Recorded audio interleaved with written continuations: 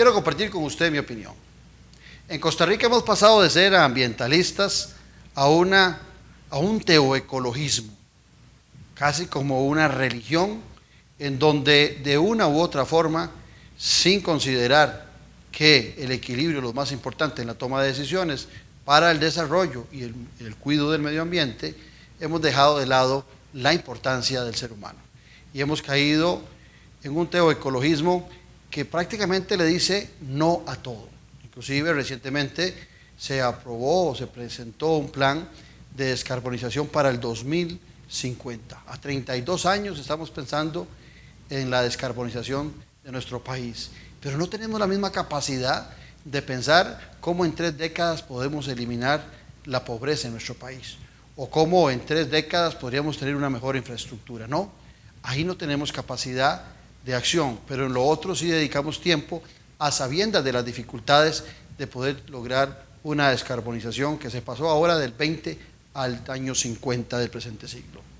Costa Rica tiene que tener mucho cuidado, porque a lo mejor dentro del marco de ese teoecologismo se le está olvidando cuáles son las prioridades de las políticas públicas, y esas prioridades tienen que estar concentradas en las necesidades más básicas de los ciudadanos. Esa es mi opinión.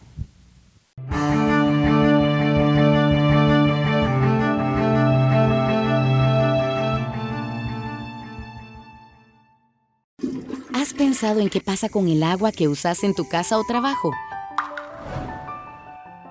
En Acueductos y Alcantarillados lo pensamos todos los días. Porque estamos comprometidos con el ambiente, la salud y el desarrollo, investigando e implementando sistemas de tratamiento en distintas partes del país. Este es el compromiso de Acueductos y Alcantarillados con Costa Rica. Porque una gota de agua lo cambia todo. Acueductos y Alcantarillados.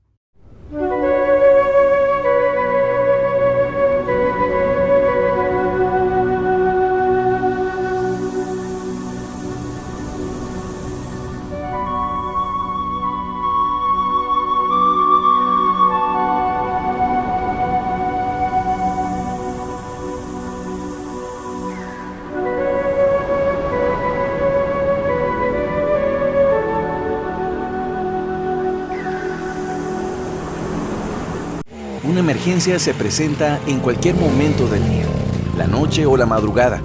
Es una situación de enfermedad o accidente grave que compromete la vida de las personas. Y la atención médica es vital. Lo cierto es que las personas son atendidas por su gravedad y no por la hora en que llegan. Por eso, es importante disponer de un orden en la atención. Cuando la persona llega, se le dirige hacia el área de clasificación o triaje, para la valoración médica a fin de priorizar a los pacientes según el estado de gravedad. Luego, en una sala el paciente espera su turno de atención. Algunos sentirán que se alarga el tiempo de espera, pero antes de reclamar, recuerde que los pacientes críticos llegarán en cualquier momento y siempre van primero. Los servicios de emergencias son para emergencias. Úselos correctamente.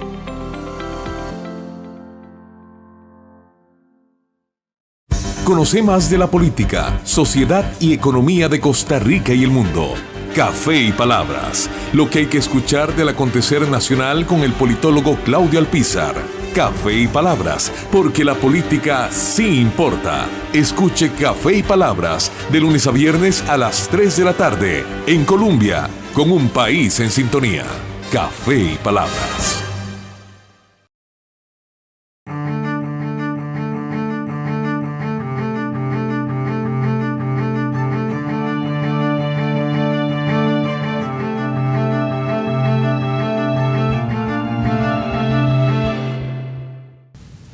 Hoy tenemos un programa más que interesante y de actualidad. Vamos a hablar de los mitos y de las realidades que se dan en el cambio climático y su relación con Costa Rica. Y para eso hemos invitado a todo un especialista. Hoy vamos a estar con don Sergio Mora Castro, doctor, ingeniero en geología, especialista en geotecnia y gestión de riesgos y desastres, con experiencia en el uso del suelo y la planificación territorial, el desarrollo rural, los recursos de energía renovable, que por más de 35 años ha trabajado para organismos internacionales, en asesorías y demás, tanto en América Central como Caribe, América Latina, África, Medio Oriente y Oceanía. Aparte de eso, habría que decir que don Sergio fue miembro del comité de revisión del 5º informe del IPCC, el panel intergubernamental para el cambio climático, que se desarrolló hace algunos días alrededor del COP21 en Brasil, en París. Con él vamos a conversar sobre todos estos riesgos en que nos tiene hoy y todo este discurso alrededor del cambio climático. Sergio, un placer tenerlo aquí. Claudio, de nuevo, muchas gracias por tener la paciencia de escucharme. No siempre es interesante, hemos compartido en Café y Palabras en radio y dentro del marco de todo lo que se ha presentado en los últimos días me pareció interesantísimo también que vinieras a televisión. ¿Qué te parece si brindamos por Costa Rica, por el cambio climático, por nosotros? Salud. Muy bueno. Bueno, en tus largas estadías en Argentina seguramente muy bueno, aprendiste mucho. Malbecito está bien, está razonable. Muy bien. Sergio, vamos a ver, recuerdo que en televisión, en radio, perdón, vos hiciste una referencia de la diferencia entre lo que es el cambio climático natural y antropogénico. Yo creo que eso sería muy importante para arrancar para nuestros televidentes. ¿Dónde está la diferencia? ¿Qué significa? Es muy importante. Empecemos con algo que es un poquito más básico. El clima lo analizamos y lo evaluamos en función de la escala en que se materializa a lo largo del tiempo. El tiempo, precisamente el tiempo meteorológico, es que hoy puede llover o puede hacer calor o que la temperatura es de tantos grados, el coeficiente de humedad y la temperatura, etc. Eso es el tiempo. Estamos hablando de 24 horas, a lo sumo 3 días, porque lo podemos anticipar. Después viene un segundo concepto que es el de la variabilidad climática, es decir, son las variaciones interestacionales, interanuales, entre lo que sucede en cuanto al clima un año, o al siguiente, o a los 10 años, o a los 30 o 50 años como más. Y son esas variaciones en donde un año tenemos calor, otro tenemos menos calor, un año llueve, otro hay sequía, en un año aparece el Niño, en otro año pues hay un poco menos de viento, en fin. Eso es variabilidad climática.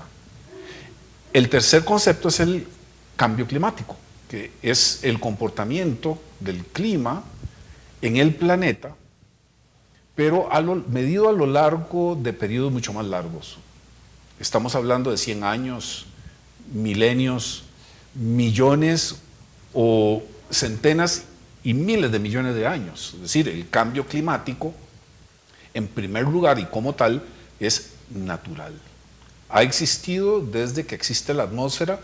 Nuestra atmósfera tiene alrededor de unos 4.200, 4.300 millones de años.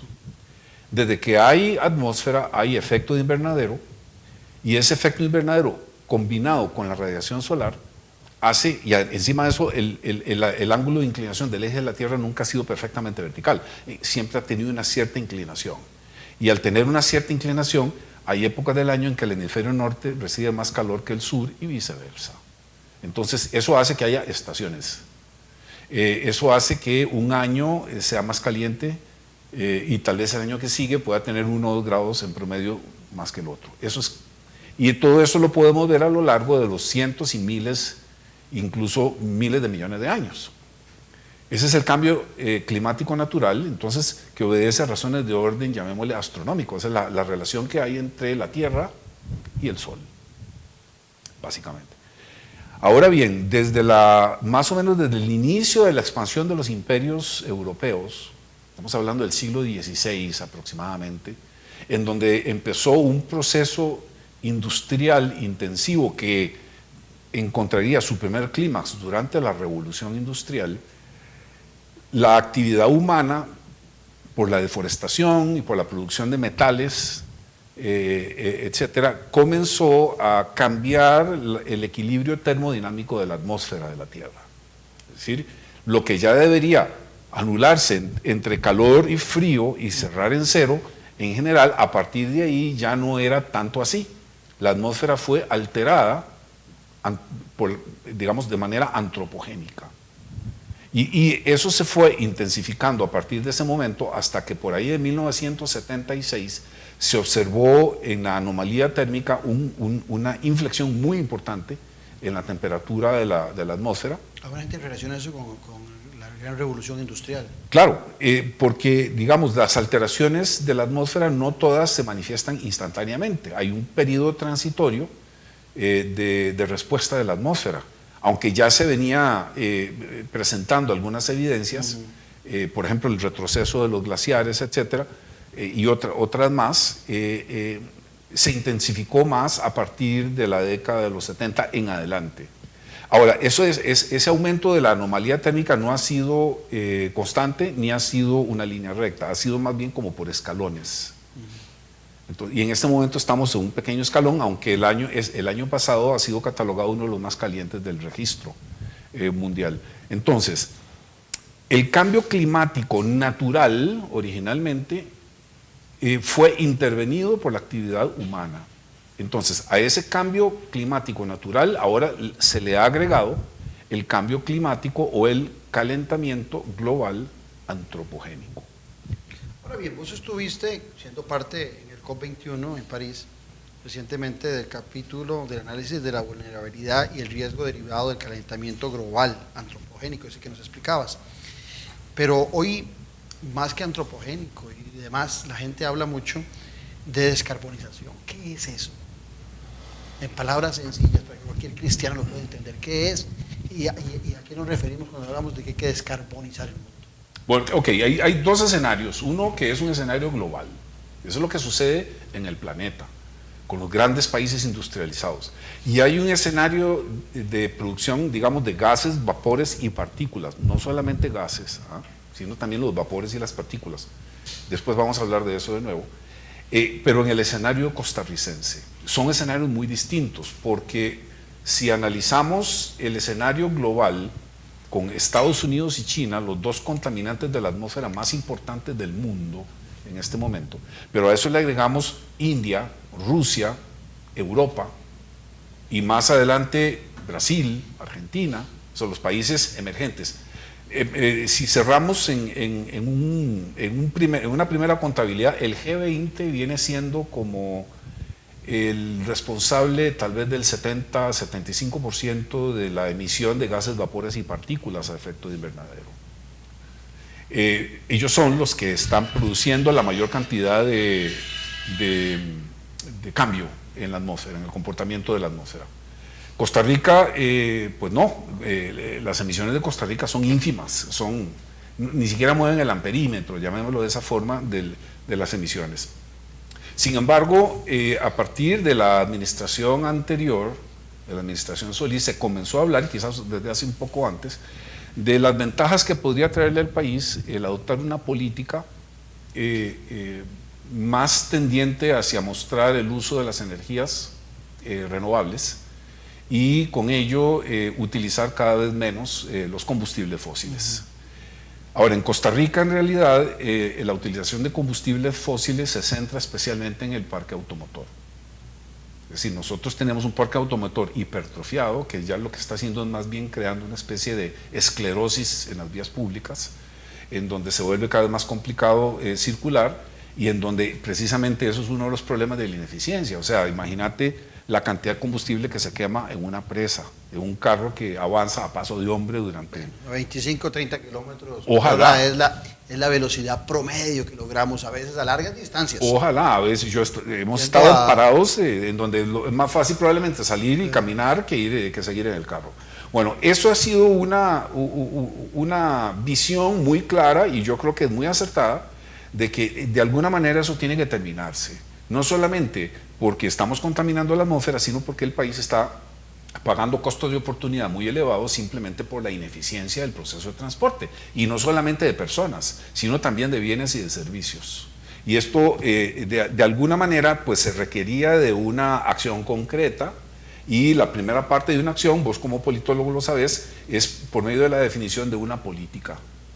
Una política que originalmente puede comenzar desde muy abajo, es decir, un plan de gobierno que se convierte en política de gobierno, pero que la idea es que se convierta posteriormente en política de Estado. O sea que los próximos gobiernos la mantengan, la aceleren, la mejoren y la optimicen, si se quiere, de acuerdo con las realidades nacionales. Entonces, la descarbonización en sí es la transformación del origen y de los subproductos, o sea, de las consecuencias del uso de combustibles fósiles o de otros combustibles, incluso puede ser hasta de la biomasa, que al generar energía, al quemarlos, producen calor, potencia, pero al mismo tiempo producen desechos que son lanzados a la atmósfera.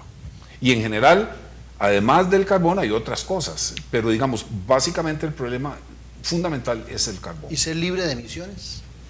No, eso es una quimera. Eso es imposible. Yo diría que es demagógico. Yo supongo que de aquí al siglo 46 se va a poder encontrar una solución, pero hablar de una economía libre de emisiones a mí me parece absurdo y me parece una exageración y además una falta de respeto para nosotros que tenemos tal vez 2 o más neuronas que más o menos piensan, ¿no? Es decir, podemos tener un proceso de descarbonización que nunca va a llegar a ser completo. Nunca va a llegar a cero. Sí. Es imposible. O sea, ¿qué puedes hacer? Producir electricidad con base en energías renovables, hidroelectricidad, geotermia, solar, eólico. Pero para producir una turbina de acero que se mueve gracias al vapor geotérmico o hidráulico, ¿qué es lo que hay que hacer? Hay que sacar el carbón de una mina, sacar el hierro de otra, hacer un proceso industrial para producir el carbono, todo eso produce... Bueno, lo que se habla con los carros eléctricos. Imagínate, además de eso los carros eléctricos... Antes de ser eléctricos, antes de trabajar con una energía limpia, hay un montón de procesos que están dentro del marco de la generación de carbonización. Han sido producidos en algún momento en donde se han consumido metales, plásticos... Además, un carro eléctrico, para darte una idea, tiene que circular de noche, ¿no? Sí, claro. ¿Y cómo se hace? Tienes que acumular la energía del sol del día o la electricidad solar del día y ponerla ¿dónde?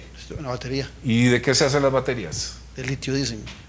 Litio, cadmio, selenio, metales pesados que son extraídos de una mina y a cielo abierto en la mayoría de los casos.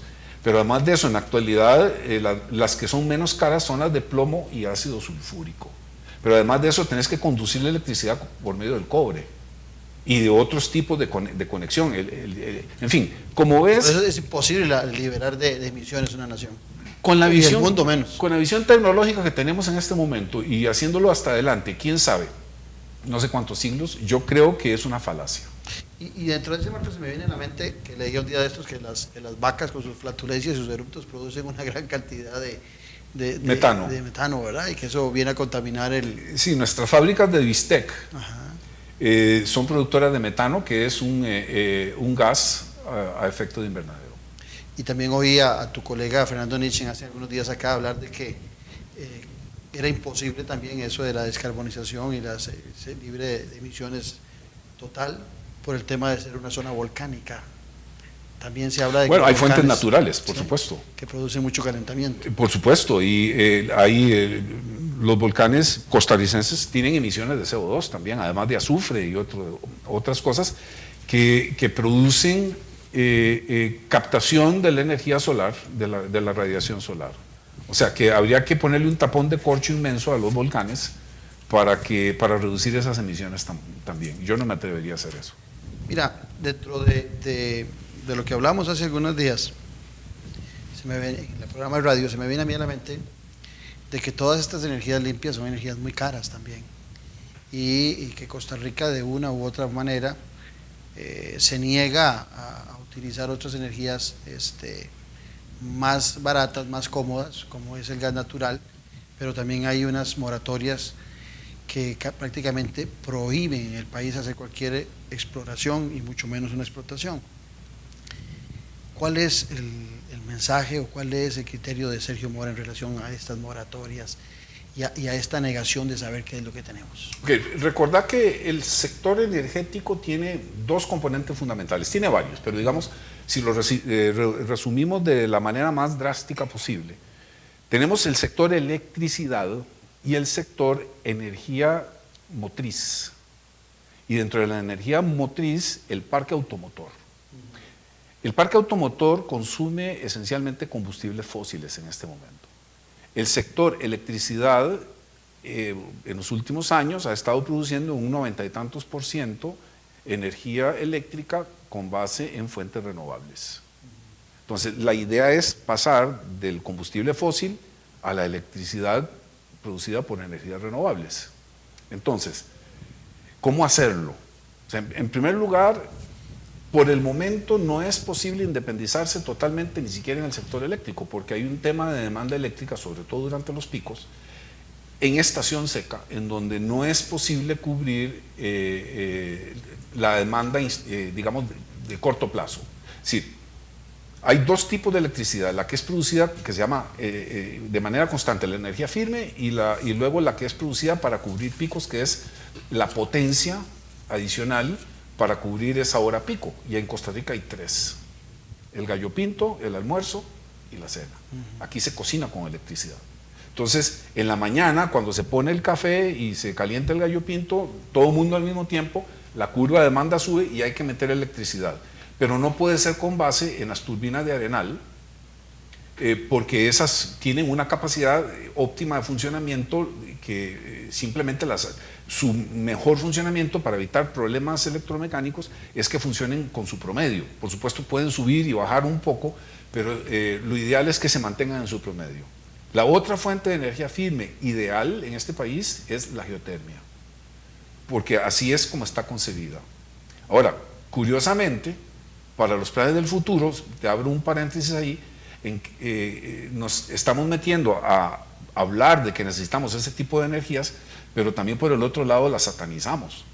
Es decir, a ver si algún día Claudio pega la lotería y quiere invertir en la construcción de una presa hidroeléctrica en el país, a ver si no lo terminan linchando en algún lado. ¿Okay? Ya es imposible construir represas, incluso el ministro del Ambiente se dejó decir el otro día que hay que empezar a destruir represas hidroeléctricas. Sí, lo vi. Entonces, yo la verdad, y que me diga por cuál empieza, o sea, y a ver qué va a hacer con eso, que para liberar ríos y cosas de esas. Con todo respeto, a mí me parece que es un despropósito mayúsculo en este momento. Pero por el otro lado también la geotermia, las fuentes principales es en la cadena volcánica, y la mayor parte de los volcanes en Costa Rica son parques nacionales. Imposible tocarlos también. Incluso te agrego otro, la energía eólica, los mejores lugares son las divisorias continentales. Y más de la mitad de los sitios con buen viento en la divisoria continental también son parques nacionales. Entonces, o cambiamos la legislación o buscamos una manera de ver qué usamos y nos volvemos un poco más realista. Entonces, esa es una de las cosas que habría que aclarar en este plan de descarbonización, de cómo enfrentar la demanda futura en sustitución de los combustibles fósiles para electrificar el transporte público. Pero además, es una etapa de transición. Aquí en Costa Rica hay gas, y esa moratoria que mencionaste hace un rato. Y usamos gas, pero usamos gas, el GLP, es el del petróleo. El gas licuado de petróleo. Cada día importamos más de ese gas. Claro, pero eso es como importar petróleo, nada más que en vapor, ¿verdad? Sí. Okay. Pero aquí tenemos gas natural. Entonces, esa moratoria impide siquiera explorarlo, evaluarlo, saber cuánto hay, de qué calidad es, dónde está. Y por lo que sabemos hasta la fecha... Ahora se extendió hasta el 2050, creo también. 2050 con el plan es 2050 y la moratoria. Entonces, ¿cómo es posible que teniendo un recurso que está ahí y lo sabemos, aunque no sabemos cuánto ni de qué calidad, no lo podemos tocar? Y es considerado el tema del gas ahora en esta política de descarbonización como un lock-in. Como un puente. No, un candado. Lo que están diciendo es... bueno, en el programa nuevo. En el plan de descarbonización. Porque a nivel internacional se ve como el puente. Es una transición. Una transición energética. Lo que se está diciendo en este plan es que no debe hacerse porque no conduce a la descarbonización total. Es decir, durante la vida útil se reducen las emisiones, pero cuando llegue el 2050, ¿qué se va a hacer con esa inversión? Y no redujo a cero, como es lo que ellos están pensando. Entonces, ese candado, esa inversión tipo candado, o callejón sin salida... Tienen ese sesgo del 100% libre de emisiones. Por supuesto. Entonces, ¿cuánto nos va a costar? Y te pongo un último detalle con esto. A ver, ya eso lo conversamos el otro día. En este país se está gastando cerca del 3 al 8% del Producto Nacional Bruto en la factura petrolera. Y sigue aumentando.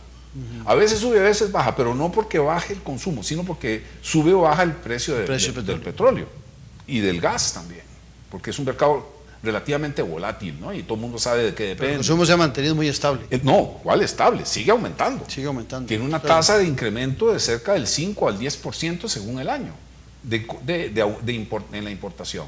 Entonces, si esa curva de aumento en el consumo no la podemos detener instantáneamente, incluso se podría hacer una inflexión, pero no va a bajar hasta quién sabe dentro de cuánto, ¿por qué parte de ese combustible no puede ser sustituido por un combustible nacional que contamina mucho menos el ambiente y la atmósfera? ¿Por qué no?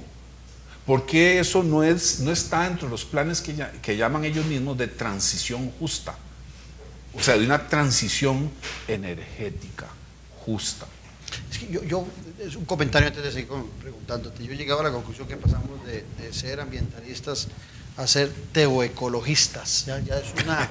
Ideológicos. Sí, es una ideología ya con cierto grado de fanatismo que no nos hace ver la necesidad del equilibrio que vos estás haciendo referencia. Cuando hablábamos hace algunos días, vos me decías, hablabas del secreto masónico en referencia al Plan Nacional de Descarbonización. Bueno, ya salió. Hace algunos días la Presidencia de la República lo presentó. ¿Es realmente un plan nacional de descarbonización o es una propuesta política, de política pública realmente lo que tenemos, o es solamente un plan? A ver, es un esfuerzo que te voy a decir, francamente, es encomiable. Está, en su mayor parte, está bien hecho.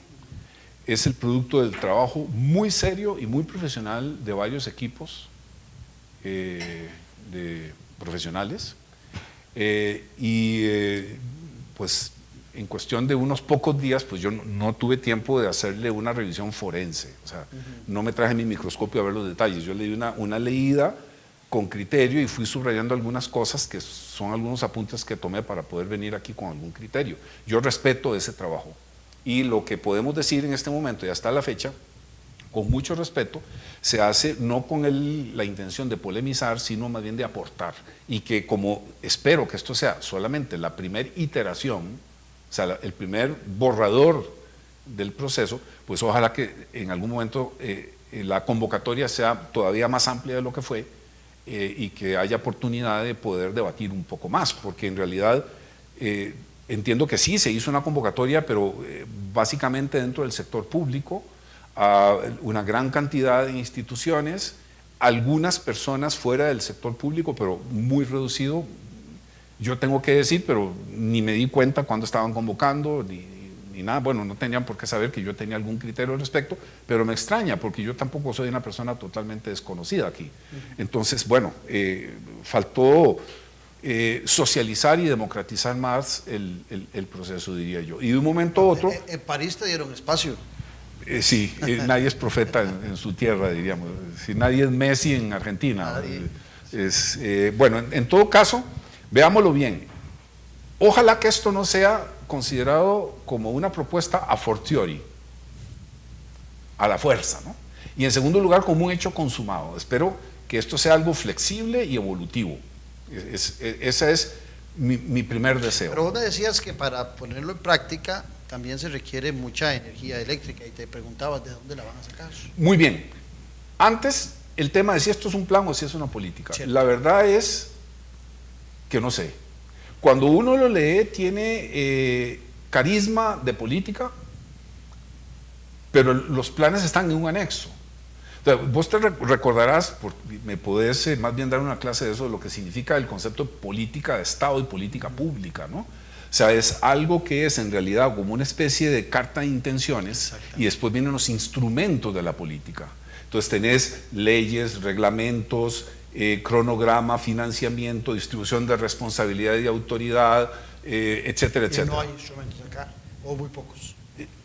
Sí hay algunos, pero yo creo que les hace falta y le hace falta uno que para mí es fundamental, para mí es una falencia seria, y es que se publica este plan con carisma de política y no tiene el análisis económico que requiere. Es decir, ¿cuánto cuesta llevar este plan a la realidad de aquí al 2050? Y para mí, todo este proceso... Y en épocas de déficit fiscal, todavía es más urgente planificar. Claro, eso. renunciarse a la utilización del gas natural costarricense y decidir seguir importando combustibles fósiles durante el periodo de transición. Eso sube. Y además de eso, pues, ¿quién cómo se va a financiar todo el proceso? Las 200 unidades eléctricas en este momento que trajo el ICE, a mí me van a disculpar, pero fueron importadas también por medio de un subsidio, ¿no? ¿Y el subsidio qué quiere decir? Los automóviles. Claro, Sí. vos contribuiste con esas unidades y yo también, con tus impuestos y los míos. O sea, en primer lugar deberíamos tener y reclamar el derecho de poder opinar. En segundo lugar, yo creo que si el proceso de descarbonización es a punta de subsidios pues con razón el presidente Alvarado ya está hablando de un segundo plan fiscal, o sea, no va a alcanzar con lo que hay. En un momento histórico en Costa Rica estaba al borde de la quiebra.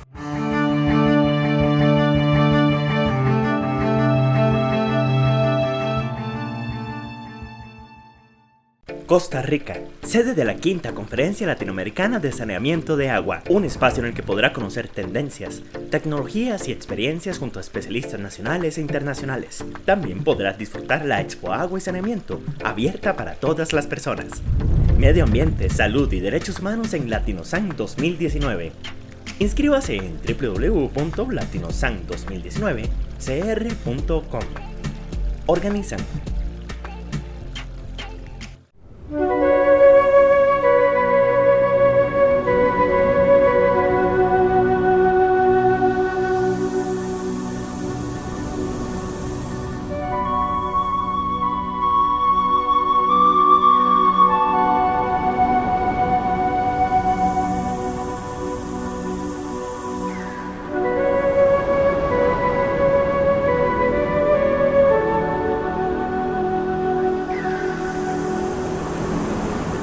Una emergencia se presenta en cualquier momento del día, la noche o la madrugada.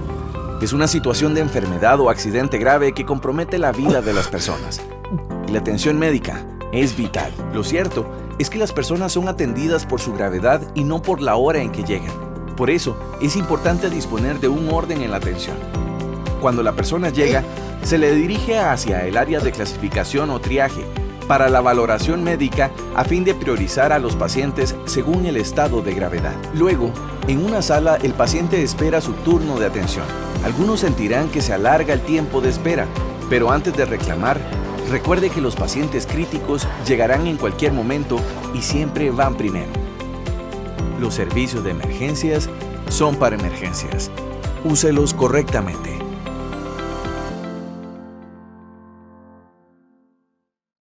Conoce más de la política, sociedad y economía de Costa Rica y el mundo. Café y Palabras, lo que hay que escuchar del acontecer nacional con el politólogo Claudio Alpizar. Café y Palabras, porque la política sí importa. Escuche Café y Palabras de lunes a viernes a las 3 de la tarde en Colombia, con un país en sintonía. Café y Palabras.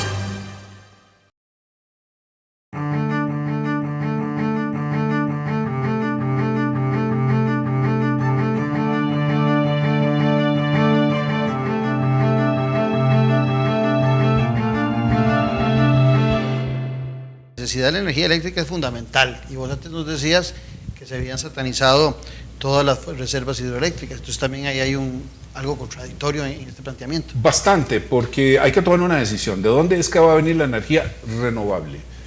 Costa Rica no es vanguardia, ni puede ni debe pretender serlo en el desarrollo de la tecnología de las energías renovables.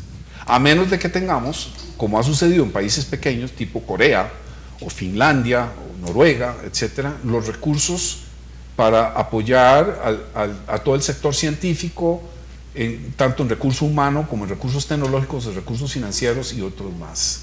Y eso es algo que sabemos perfectamente en Costa Rica siempre ha sido un problema. Los cerebros costarricenses se fugan. Hace poco el Ministerio de Ciencia y Tecnología publicó ya en el sitio de Hipatia un análisis de la diáspora científica costarricense y es pavorosa. O sea, tenemos un montón de cerebros viviendo fuera del país porque sencillamente aquí no se puede trabajar. Y en parte te lo puedo decir yo, y mi hijo, en fin. Entonces, ¿cómo vamos a hacer para enfrentar esos retos tecnológicos? Seguiremos comprando la tecnología que se produce en otros lugares. Pero vos nos hablabas ahora de costos incrementales, nos hablaste de la vulnerabilidad de los subsidios y el encarecimiento de los mismos y la necesidad de más impuestos. Se hablaba, o oí y leí algo en referencia de que este proyecto, este Plan Nacional de Descarbonización, contempla también una nueva tasación de impuestos para promover que la gente haga un traslado hacia la descarbonización. Sí, hay varios puntos ahí que no están muy claros, dicho sea de paso, de cómo es que se van a implantar. El impuesto al carbono, por ejemplo. Y obviamente los subsidios que vos necesitas para el desarrollo, para el incentivo de la producción, llamémosle verde. Es decir, eso tiene que salir de algún lado. Y por el momento que yo sepa, la única fuente es tributación directa. Ahora, Costa Rica podrá llegar a ser parte de esta vanguardia tecnológica que de alguna manera también se promueve en el Plan Nacional. Yo creo que... Porque a la fecha más bien siento que vamos muy rezagados.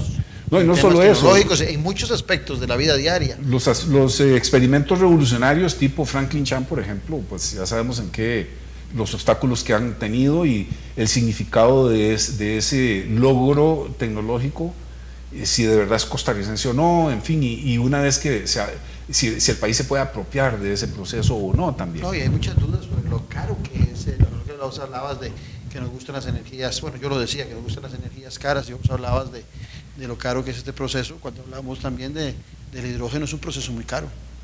Yo creo que es un problema pensar en que nosotros podemos adquirir esa vanguardia tecnológica únicamente con base en subsidios o las donaciones de organismos internacionales o el Fondo Verde. Eso son migajas.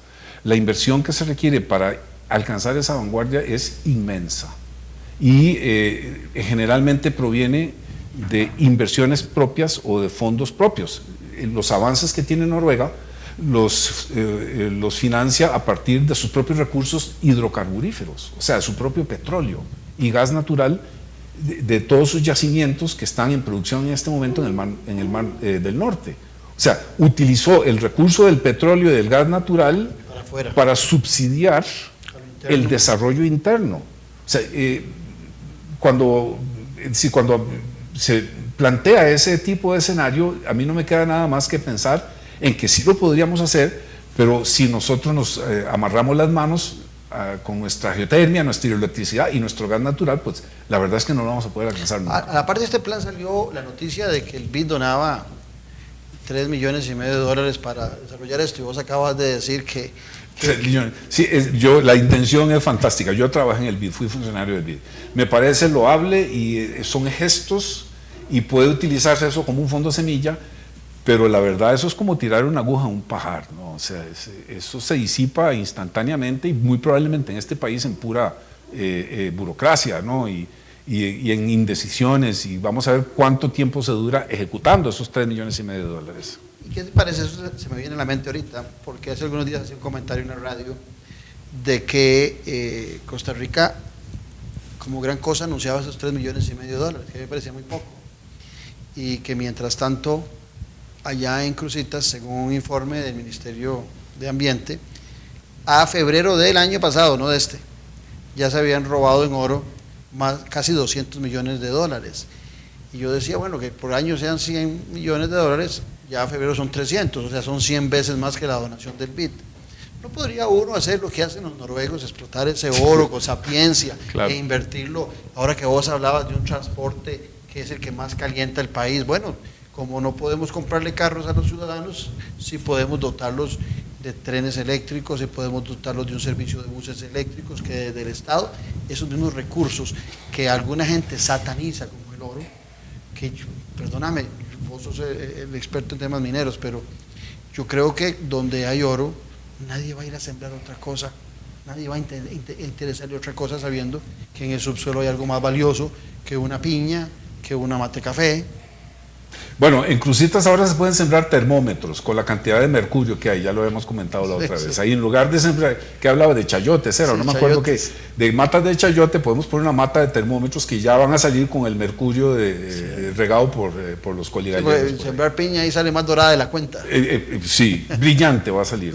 Y en lugar de amarilla va a salir plateada. Así es. A ver, yo creo que es me viene el ejemplo que pusiste de Noruega me hace reflexionar sobre lo que está pasando en Cruzitas, la riqueza que tenemos ahí.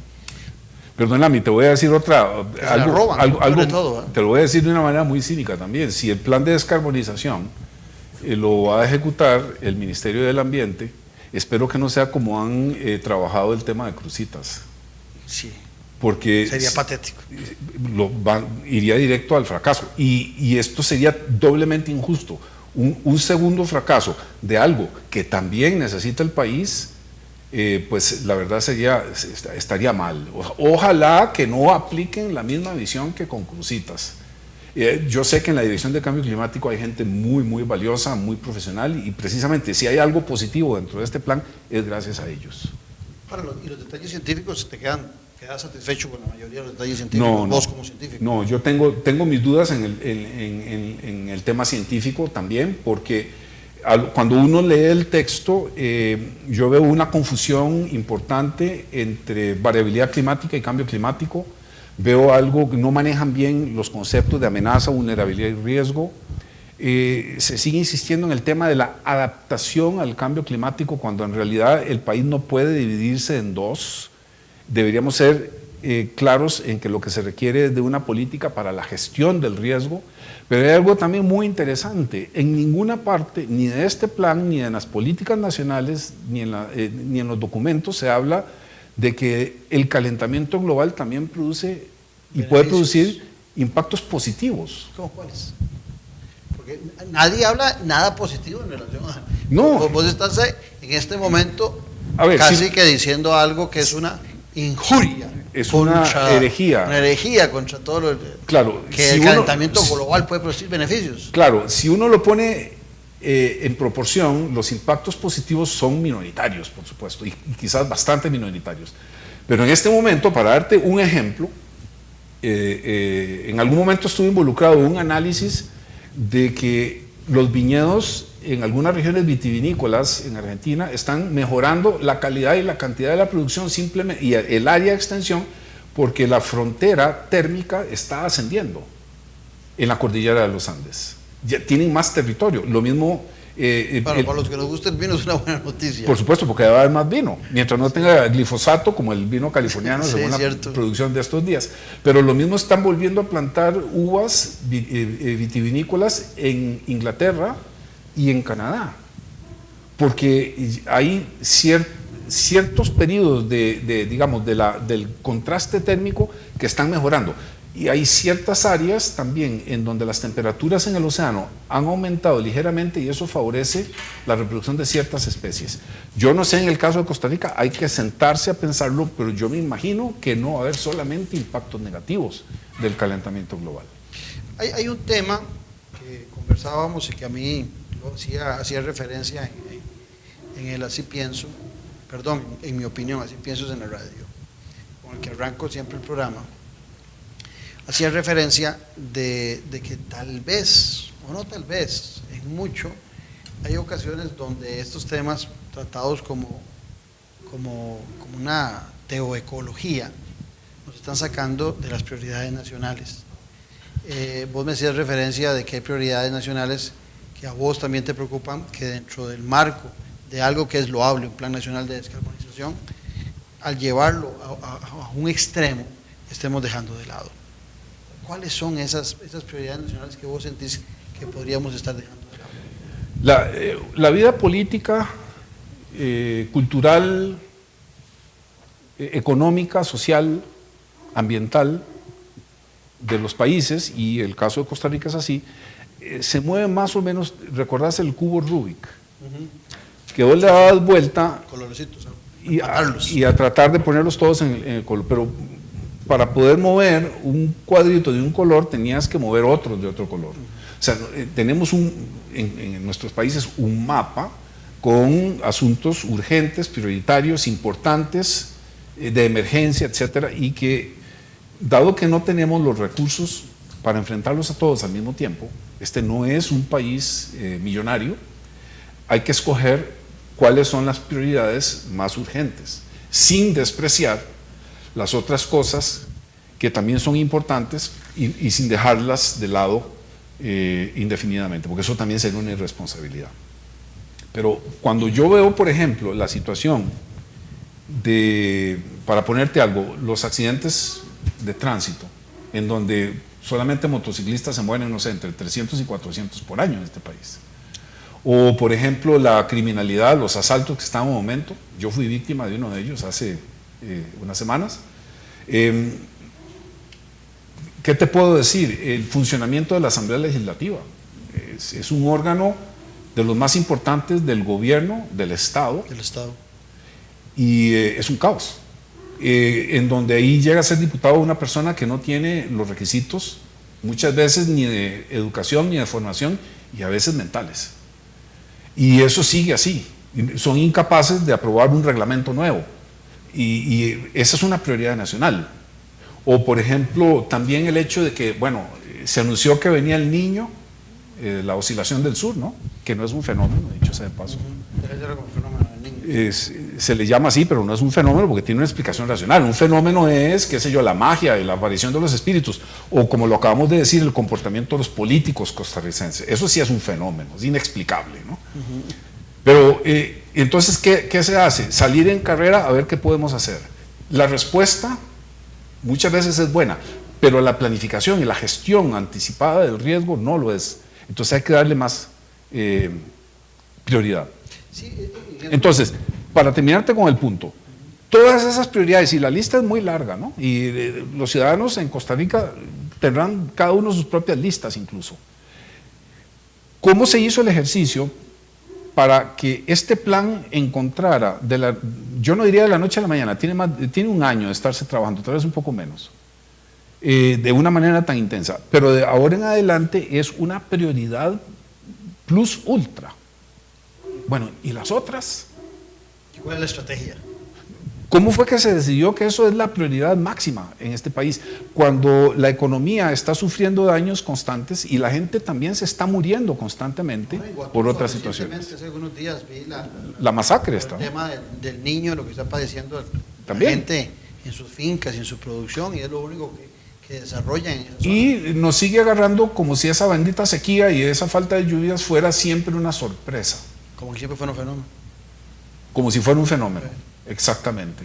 Entonces, bueno, muchas latitudes ya lo previenen. Estas son las cosas que precisamente yo diría que su débil democratización y socialización del proceso de debate hace que todavía haya preguntas aquí sin respuestas. Pero vos también tienes dudas sobre, no solo sobre la estructura, sino también sobre la operatividad del plan.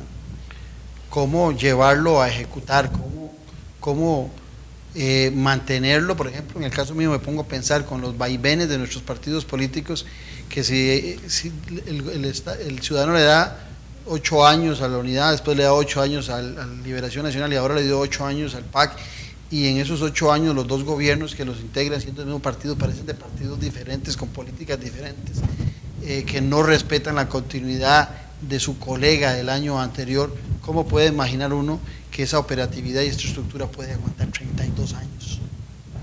Es una pregunta muy compleja para responder. Digamos, cuando uno lee el plan, hay muchas cosas que están aquí, y admito una vez más que aquí hay trabajo muy serio, un trabajo muy profesional, sí lo hay, y esto es defendible y se nota.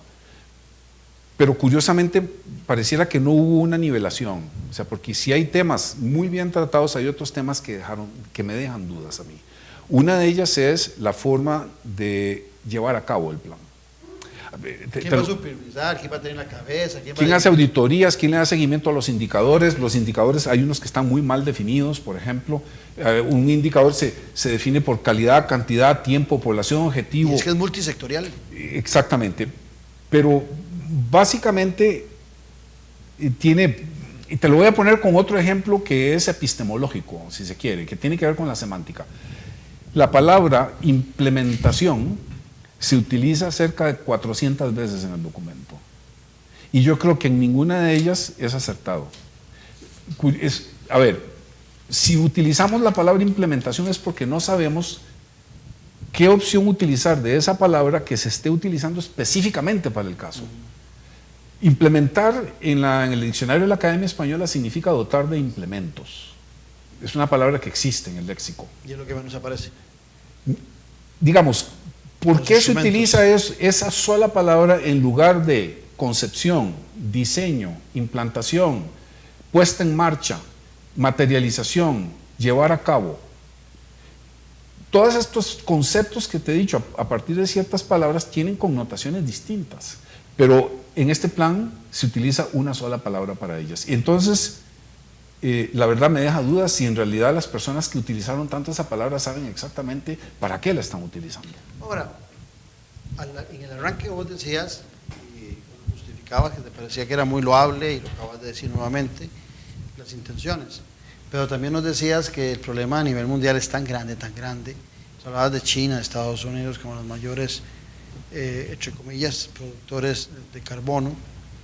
Y esto me lleva a mí a pensar que este esfuerzo, que puede ser magnánimo, que puede ser todo lo que vos decís, nos puede llevar a un sacrificio enorme en otras áreas, abandonando políticas públicas importantes, olvidándonos de la importancia que tiene el ser humano, ese que va a votar, ese ciudadano que está esperando solucionar sus problemas de vida más allá de la descarbonización, y que tal vez hagamos todo este gran esfuerzo sacrificando muchas cosas, que no digo que no se deba hacer, que creo que debe ser paulatino, pero que debe ser también con criterios de las prioridades que hay, porque nos puede llevar, Sergio, a ser una gota, o como dijiste vos antes, una aguja en un pajar en el mundo, porque al final de cuentas este gran esfuerzo, y el BID lo dijo, queremos que ustedes sean un ejemplo en el mundo, pero ser un ejemplo en el mundo puede ser un conejillo de indias, puede ser una ratita de laboratorio a un costo muy alto para una nación de renta media.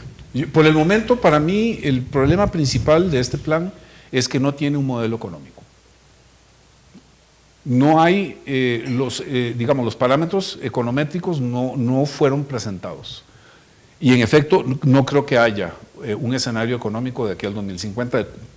¿Cuánto cuesta esto en los parámetros usuales? Valor agregado neto, costo marginal de largo plazo, relaciones de beneficio-costo, etcétera, etcétera, ¿verdad? Eso es incluso un tema para un ingeniero económico. Están mencionados, nada más. Pero la tarea no fue hecha y esto es algo que sí debió aparecer desde el principio. En segundo lugar, dejemos esto claro. Costa Rica puede llegar a su mínimo nivel de emisiones. Emisiones cero, olvídate, eso no es posible. Descarbonización es una quimera. Es extremadamente complicado proponer esto. La barra la están colocando demasiado alta. O sea, no es posible que el saltador se tire a 3 metros. Costa Rica no tiene esa capacidad. Esa barra tiene que haberse colocado a un nivel factible, porque cuando se empiecen a no cumplir las metas... Es muy idealista. Demasiado. Cuando se empiezan a no cumplir las metas, todo el mundo se va a decepcionar. Y los organismos internacionales también. No cumplimos las metas. Entonces hay que corregir. Bueno, no, mejor hubieran empezado con un proceso un poco más progresivo. Algo chiquito que se haga grande y no algo grande que desaparezca. Precisamente. Pero además de eso, imagínate, yo creo que este documento no es suficientemente claro al respecto. De que si llegamos a esas tasas de emisión cero, ¿de qué manera impactamos al calentamiento global antropogénico del planeta? Cero igual. Nosotros, Centroamérica completa produce el 0,03% de las emisiones solamente de los 5 grandes contaminadores del mundo, solamente. Es insignificante. Entonces, ¿a qué podemos aspirar? Que puede ser importante, no lo niego. Puede ser, por ejemplo, a una distinción internacional, distinción del país, a una ventaja comparativa, probablemente para el sector del ecoturismo, lo cual no es muy prometedor para mis nietos que convirtamos a Costa Rica en simplemente una vitrina de un zoológico o de un jardín botánico para que vengan a tomarnos fotos cuando nos estamos alumbrando con una candela, porque no queremos contaminar la atmósfera, ¿no? O sea, yo quisiera ver un país industrial, cuidadosamente industrial, pero esto no es lo que a primera vista, prima facie, está proponiendo este Plan Nacional de Descarbonización. En ocasiones, por lo que representa y por la empatía que genera jóvenes, que genera, por ejemplo, en un país que se define como muy respetuoso del medio ambiente, no es que en ocasiones esto se vuelve temas de mercadeo político y no de acción política. Sin duda, porque esto en realidad, pues, sobre todo su descubrimiento y su puesta a la luz pública ha sido por medio de un proceso que es bastante propagandístico. Hay que hablar más cuando volvás al país. Bueno, en agosto. No hay excusa de mi ausencia, porque para eso está la tecnología. Exactamente. Videoconferencia, Skype, bueno. No, es que a Sergio cuesta encontrarlo en el país por múltiples ocupaciones. Es que a mí no me invitan a las entrevistas con copa de vino. Si no me invitas con más frecuencia. Claro, por supuesto, tiene que haber un incentivo aquí, ¿no? Bueno, muchas gracias, Sergio, y sobre todo a ustedes por habernos acompañado. Los esperamos en 8 días aquí con la política con P mayúscula. Un abrazo. Salud.